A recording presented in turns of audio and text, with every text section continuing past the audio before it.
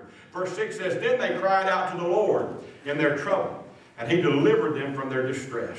He led them, look at this, He led them by a straight way to a city where they could settle.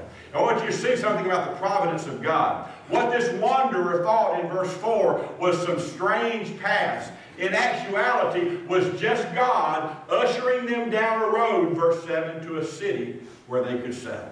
They weren't lost. They weren't off the path. This was just God getting them where they need to go. Can I say to you this morning, you may think that things are out of control, Christian. You may think that God has somehow forgotten or forsaken you. But I want you to know what you may consider to be a wrong road just may be a section of your journey that's going to get you, verse 7, to a city where you can settle. God knows what He's doing.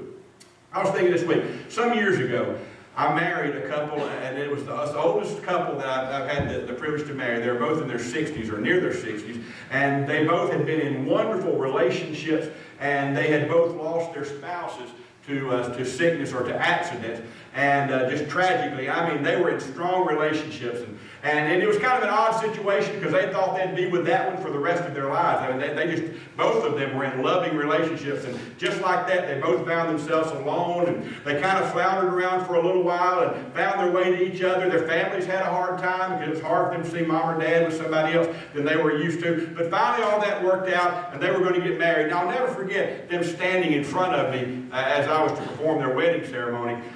Generally, at a wedding, I stay pretty close to the script because there are certain things you've got to say, certain responses you need to get. So you try not to wander too much, right? On Sunday morning, I'll wander a little bit, but at a wedding, you try to stick kind of to the format there to be sure everything gets done. But as they were standing in front of me, I felt impressed of God just to say this to them. And I know they were worried about what I was fixing to say, but I said, look, I was just thinking about all the visiting we've done, and I'd talked a lot to them. We'd done premarital counseling, even though they'd both been married for decades to their previous spouses. I said, I just want you to know, I know you look back over your life, and I know it was a painful road for both of you that got to this point. And you may wonder how you ended up here. You may wonder what road led you here. Can I just tell you this?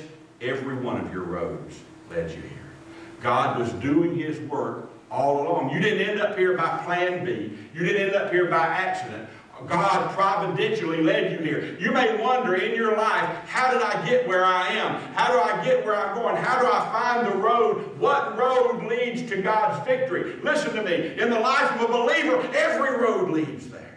As long as you follow God faithfully, listen to me, I don't care how hard the way may be. It doesn't matter what the challenge is that lies before you. You follow God faithfully, and your road will end up, verse 7, in a city where you can settle.